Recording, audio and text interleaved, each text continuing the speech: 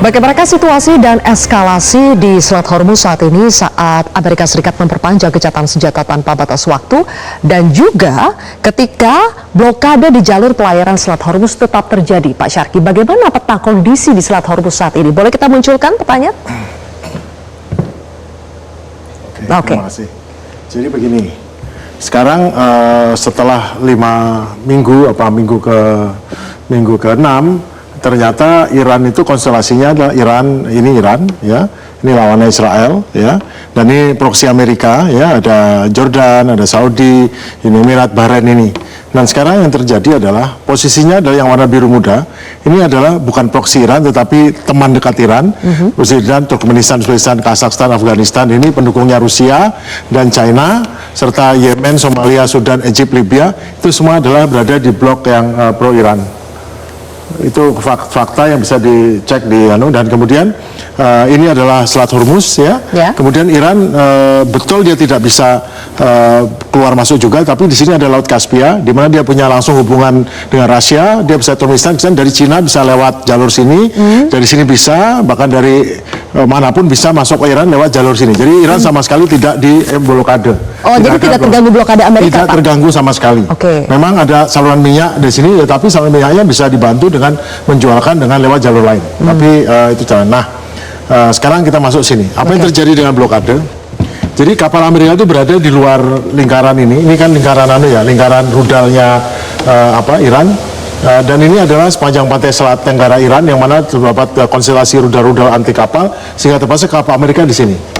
Memang kemarin saat menyergap kapal Tuska yang Israel itu ada kapalnya mendekat masuk ke sini, tapi habis itu mengirim helikopter untuk menyergap di sini. Akhirnya kapal itu dipaksa ditarik keluar, yaitu kapal Tuska ya kalau nggak salah namanya. Padahal sudah masuk ke dalam sini ya, Pak? Ya, masuk ke sini ya. Tapi dia menggunakan helikopter untuk menyergap itu di malam hari. Oh, kalau sudah masuk sini berarti sudah dalam jangkauan keamanan Iran. Tetapi kapalnya nggak ikut dekat. Oh.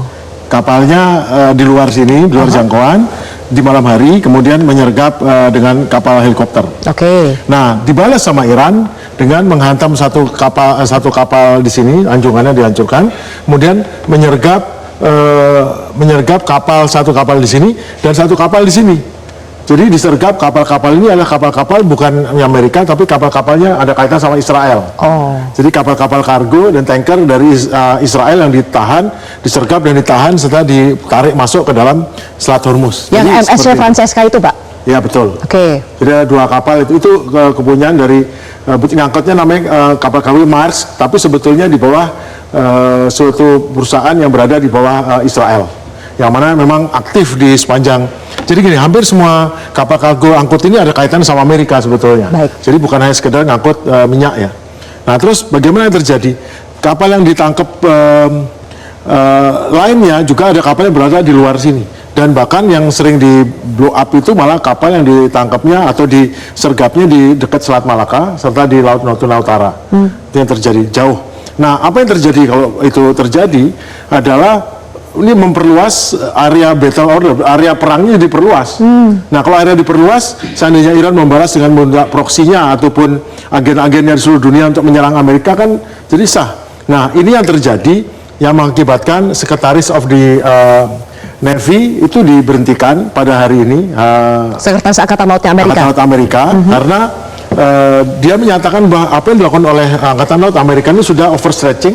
Ada yang kapal yang harus diperbaiki, orang yang harus diganti, kemudian ada peralatan harus dan macam-macam yang tidak bisa terlaksana gara-gara semua dipaksa untuk ke sini. Seperti ketahui kan, hampir separuh dari cadangan rudal Amerika, khususnya Tomahawk untuk Angkatan Laut itu sudah dipakai. Padahal Amerika memiliki 4 hotspot, ada Eropa, ada Asia Timur, ada Timur Tengah dan di Amerika sendiri. Nah, kalau rudalnya udah separuh dihabiskan hanya dalam waktu 5 minggu, nah terus untuk yang lain pakai rudal gimana pertahanannya? Kan itu sama kali melemahkan Amerika dan membuat Cina dan Rusia ini sorak-sorak bergembira nih melihat Amerika dihabisi rudal-rudalnya di Iran.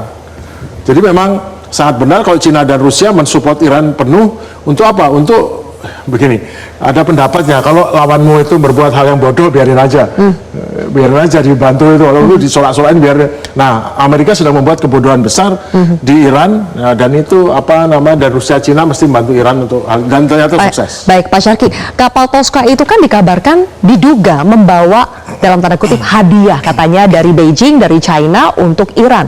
Diduga isinya adalah bahan-bahan untuk membuat rudal, untuk membuat balistik dari Iran. Seberapa akurat informasi itu, Pak? Sebetulnya kan ini sudah gencatan senjata sudah 3 minggu ya. Pada minggu pertama itu kapal-kapal Cina sudah mendarat di sini, Cina dan lain sudah mendarat di Chabahar ini dan sudah masuk.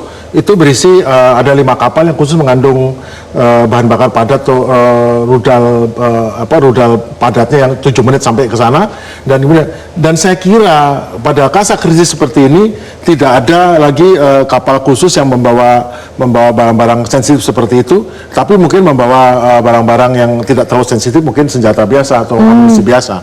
Tapi saya kira tidak ada yang membawa khusus. Kalau membawa khusus pasti Cina udah teriak, dan Cina cuma bilang katakan itu kegiatan tidak benar itu, menangkap, dan itu menangkapnya sudah di wilayah kedaulatan, maksudnya masuk ke wilayah di sini ya, itu bukan daerah internasional lagi. Oke, Pak Agung, berarti kinetic war yang sebelumnya kinetic war sekarang sudah beralih ke economic war dengan adanya blokade ini, Pak. Apakah ini akan membuat Iran justru semakin resisten terhadap Amerika Serikat? Jadi tindakan militer yang digunakan oleh Amerika dengan menangkapin kapal-kapal itu adalah tindakan militer, tapi tujuannya informasional dan tujuan diplomasi. Tujuannya memaksa Iran, ayo mari kita ke Pakistan, di sini ada kota Islamabad untuk kita berunding. Tapi berundingnya pakai ancaman ya. Kalau ngajak saya berunding jangan ngancam-ngancam dong. Nah, sekarang Amerika gimana caranya berubah dari mengancam enggak ya? Paling pintar juga sih Donald Trump terakhir. Saya atas permintaan Pakistan, saya bersedia untuk memperpanjang tanpa batas waktu. Nah, artinya kambing hitamnya Pakistan dong. Padahal sesungguhnya dia yang pengen, ini caranya alasan terbaik Pakistan. Kemudian tanpa batas waktu, soalnya kalau bolak-balik dari ancaman 2 hari, 1 minggu, 10 hari, nggak terasa perangnya. Kalau sekarang nanti kasih tenggat waktu, ditagih lagi, kapan perangnya, kapan kamu nyerangnya, enggak.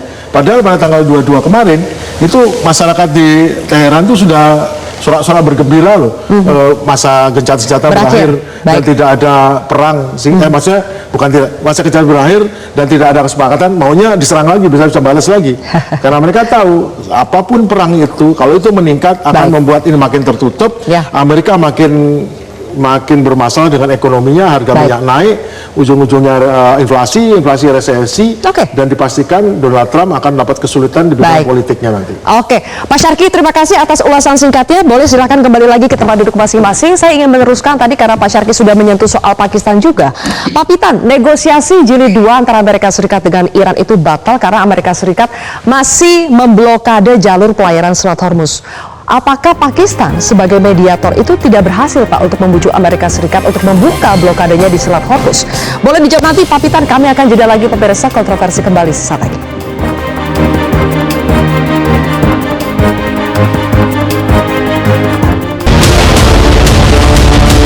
Jelajahi cara baru mendapatkan informasi. Download Metro TV Extend sekarang.